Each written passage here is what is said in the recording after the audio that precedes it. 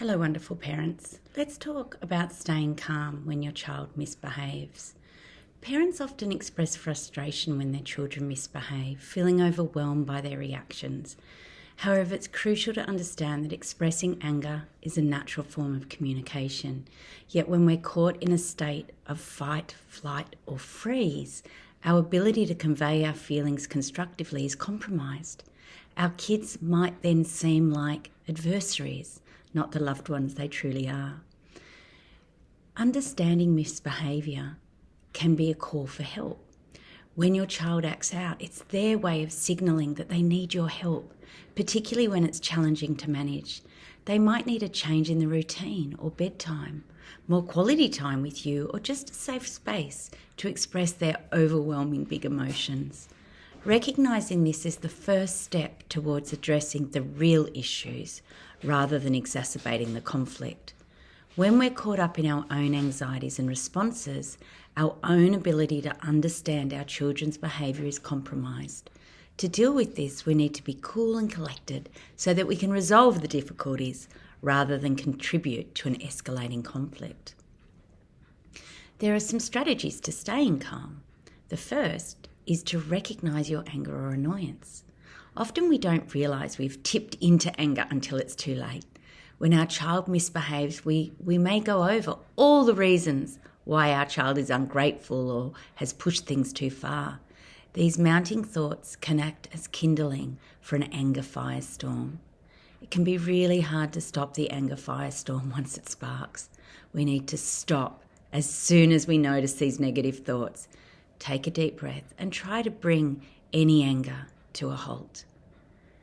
The second strategy is that we can use our inner pause button.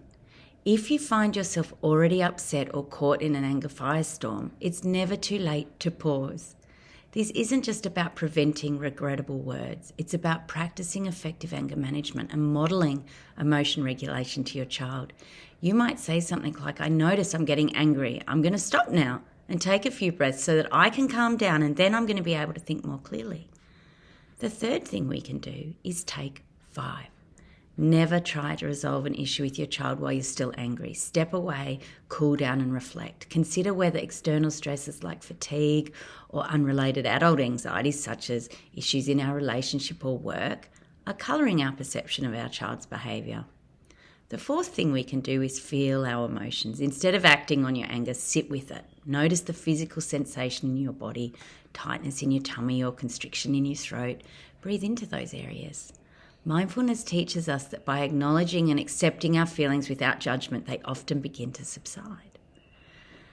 The fifth thing we can do is shift our perspective. Change your thoughts to reduce your anger. If you're upset because you think your child needs an immediate life lesson, remind yourself that they're just a child who needs your love, particularly during these trying moments.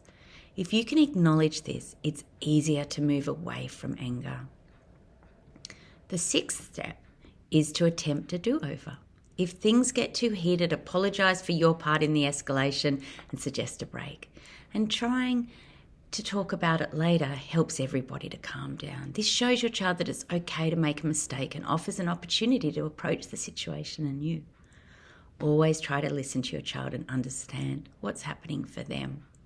The seventh step is to empathise with your child. Listen to their feelings and try to see things from their perspective.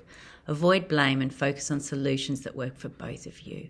If your child has hurt someone or something, discuss ways that they can make it right, or ask for a suggestion from them to create a repair. But always start by validating and acknowledging your child's feelings. The eighth step is to practice. Regulating your emotions in the heat of the moment is challenging and it requires consistent effort. Every time you choose not to react in anger, you're training your brain to handle stress better. It takes time, but with practice, you'll find yourself staying calmer in response to misbehaviour. The first step to regulation is to practice noticing your feelings. Remember, misbehaviour is often a child's way of communicating deeper needs. By staying calm and addressing these underlying issues, you can create an environment of trust and understanding. This approach not only helps in resolving immediate conflicts, but it also teaches your child valuable emotional regulation skills. Your journey in parenting is filled with challenges, but also immense opportunities for growth and connection. Stay committed to these strategies, and you'll see a decrease in drama and an increase in love and mutual respect within your family. For more insights on effective parenting strategies, visit the Better Parent Academy for resources like my Small Changes Big Impact course, or pick up a copy of my latest book, Parenting in the Early Years. Thank you for joining me in this parenting journey, and remember, you've got this. I wish you joy and success in your parenting.